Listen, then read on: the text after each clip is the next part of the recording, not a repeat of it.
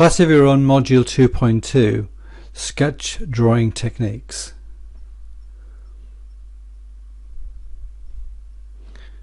The outcome behind this module is for them to be delivered in a 30 presentation followed by a 60-minute classroom activity, and we're looking at ergonomics, ratio proportion, as well as axonometric and perspective drawing.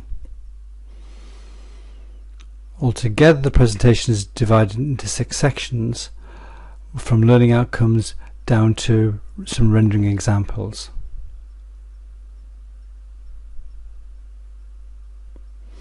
The illustration by Chris Wilkinson clearly demonstrates by simple techniques and use of ratio and proportion we can communicate our ideas very effectively.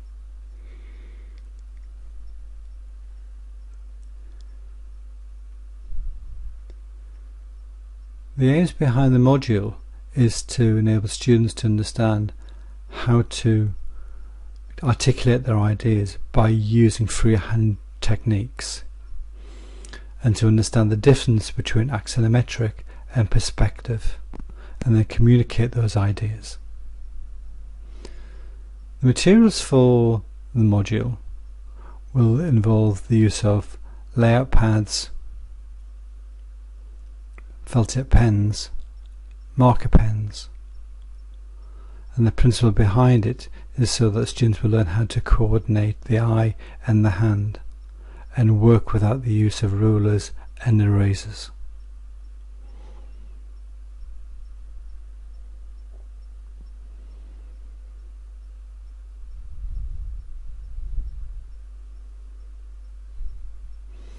If we look at the ratio between male and female and children, you can see there's a very clear correlation between the ratio and the proportion, and it's mostly the size of the head that dictates the rest of the body, with the head being 1/7 of the body size.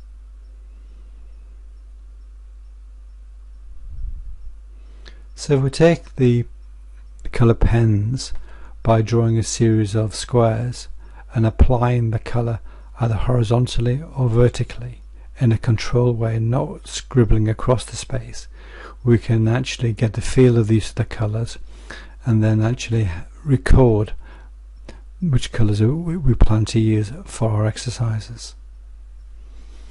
So let's look at part 2, which is drawing ratio and proportion. Altogether there are 3 exercises within this element, and whether we're drawing cubes or whether we're drawing triangles, is that we're going to look at how we externalize our ideas by using perspective and axonometric views.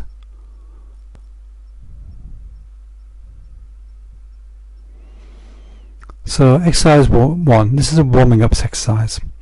All these elements will be repeated 4 or 5 times across the page.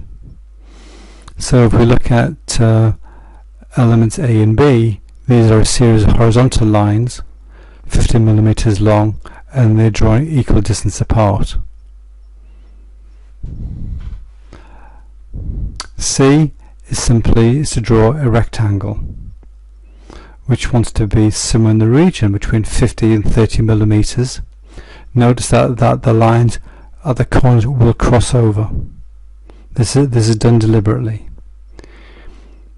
D is just a circle which is drawn as a single line, and E is a rectangle shape again, but this time this is drawing at 30 degrees. So this starts to represent how we start thinking of drawing an isometric view and drawing a series of lines down from the shape. We can then turn that into a 3D box.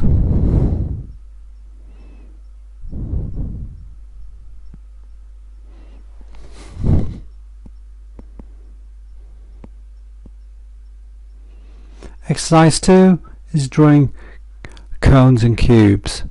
So by drawing a circle, 25 millimeters approx, find the center point of that circle and draw a line horizontal.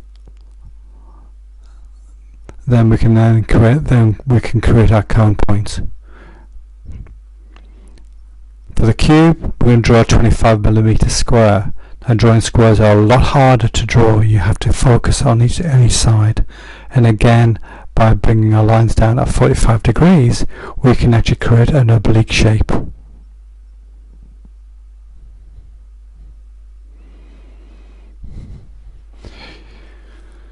Here we have two rectangles where we've actually applied one of our colours.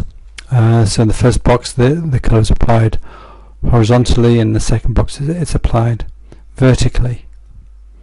By drawing a 3D shape, and then imagine where the dark side is, which is to the left, we can then apply colour using our marker pen to create the shading side of the building, and then we can apply lines around the shape in order to actually make it look like it's sitting on the ground rather than floating in midair.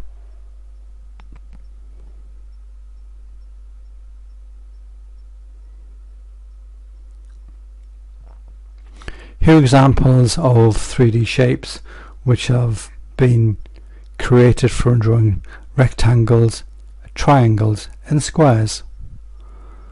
And so by developing our ideas and working in a systematic way, we can develop our ideas very, very quickly.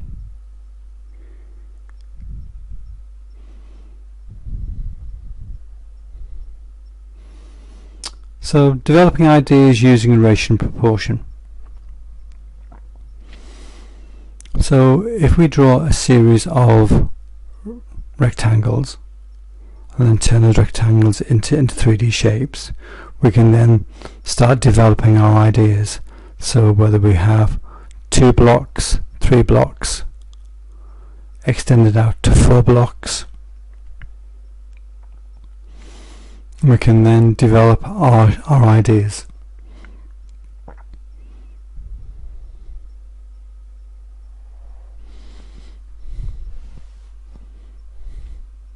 Let's evaluate the space itself. So if we start by drawing a square, let's divide that square simply into 4, and let's consider each of those squares represent an area 3 meters by 3 meters. So by taking this sheet and then working four pages back in our layout book, we can actually start building up from the basic grid and developing our ideas very, very quickly. So usually within about 10 minutes we can develop an idea. So by adding lines for the outside walls, indicating where the windows happen to be, by drawing a series of thinner lines for windows, we can choose to add dimensions. If you notice that the dimension is always above the witness line, and we'll either use dots, arrows or crosses to define each dimension. And then we can take a darker pen literally to mark out, and suddenly we have a shape which shows our space. So if we extend that to create a modular classroom which wants to be 6 meters square, we need to think, well, what's going to go inside there? So we'll have desks, we're going to have circulation space, we're going to have turning space, and then on top of that we're going to need cupboards, and then we're going to need chairs. So by drawing the circle, you can see that I have my turning space for a wheelchair that falls quite conveniently within my 1.5 meter grid. And then need to think of the clearance space and around the classroom. So we need to work on a minimum of 900 millimeters between desks and the walls. And then we can then add our desks, and by applying colour to each of the elements, we can then very quickly articulate our ideas. So we think that if we work in desks being 600 by 1000, chairs 450 by 450, and cupboards 600 by 1000, and shelving 300 by 1000, you can see I have a classroom where I have meeting areas, I have workspaces, and I have storage spaces, all within that zone, and it's all compliant. The two illustrations showing on the screen right now, one is an isometric sketch, one is an oblique sketch. So axonometric is the generic term for 3D view. So an isometric is a view where the lines are drawing at 30 degrees to the horizontal and vertical lines are perpendicular to the horizontal. Whereas oblique is either one elevation drawn at the face to the viewer or on plan. The 3D shape is then created by drawing lines at 45 degrees. To make it look proportionally right, we tend to half the distance. And the second option, which is not showing in here, is perspective, which we look at and then the next element of this tutorial, which is either single point or 2-point perspective. So let's start with our axonometric oblique view. Okay, so step 1. Let us draw a series of squares. So let's have an area that represents an area 12 meters by 12 meters. So by dividing equally, we can actually coordinate the spaces, each one being 1.5 meters square. So step 2, we can then, by placing an X sheet, we can define the modules within that space, and then by drawing the lines, we can add the furniture, but we might have done this separately. We have indicated where the doors, where the windows are, and how the space is being used, and then we've also added an arrow to indicate where the entrance point is.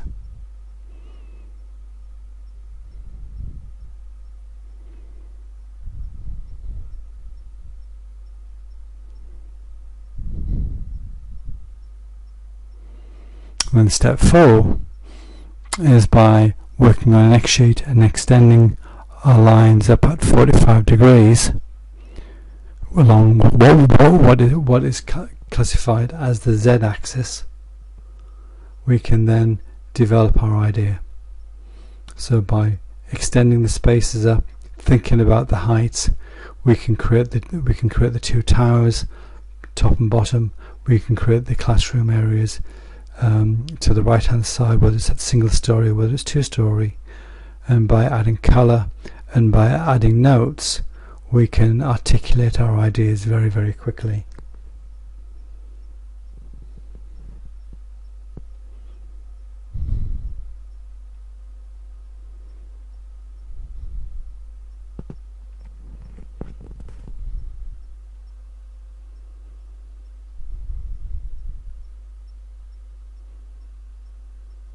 So let's look at the same principle by this time using isometric.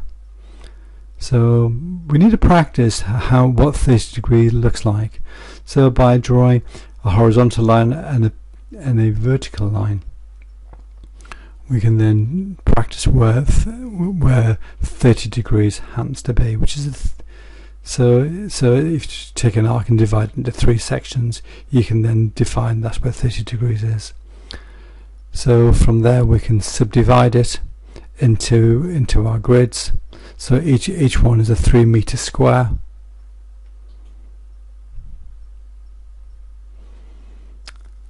And then what we then take another sheet over the top. We can then start to define our ideas. So whether we develop ideas using modules, in this case each module showing here is 6 meters by 3 meters by 3 meters. We can define, we can experiment, we think about the shapes of how our design is going to look like.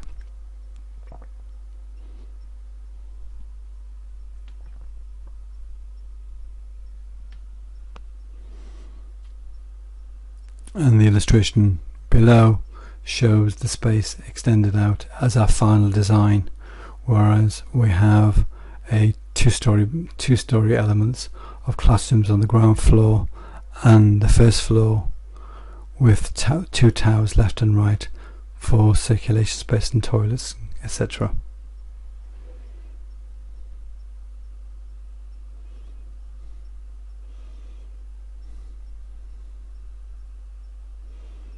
So we have our final illustration.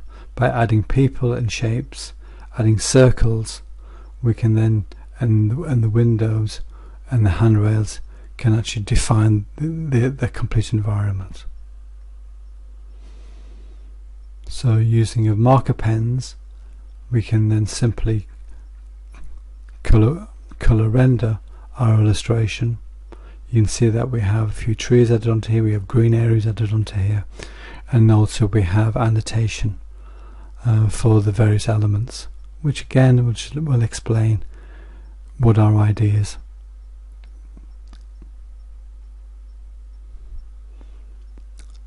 So let's set the final section is perspective. So let's look at very simply at a single point perspective.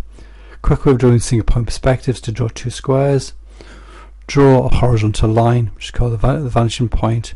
That tends to be somewhere in the region about 1.5 meters, so that above the horizon.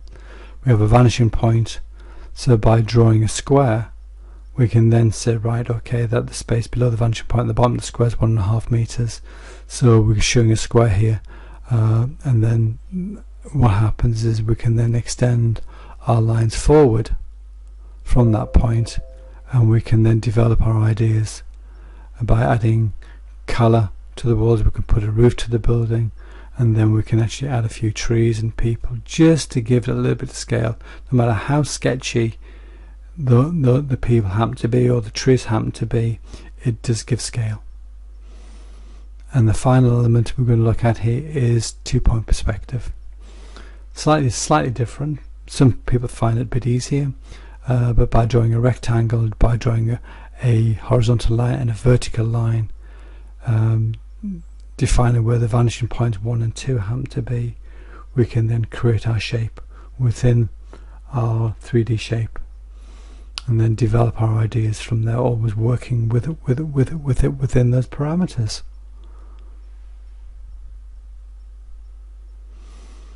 Now finally, just to conclude with a couple of examples, here we have a sketch rendered model. There are sketch renders of the people added to the image which will give it scale.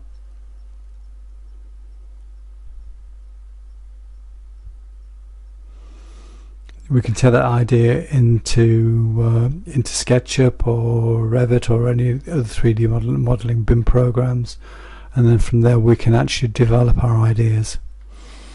And so the illustration we have here is of our completed design of our modules, which are based on Lego blocks. There's some research of moss walls. Here's a 4 meter by 4 meter moss wall, and then we have illustrations of people.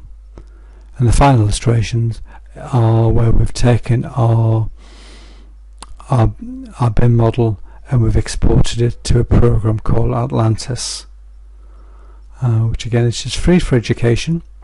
And here we've created a nighttime shot from 2 viewpoints. We can create simulations, we can create walkthroughs, we can create animations, all from the one program. These renders probably took about 10 minutes to develop.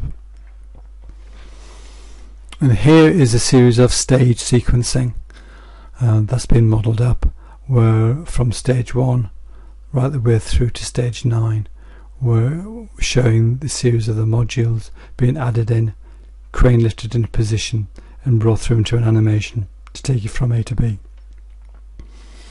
And finally, reference books, sketch rendering.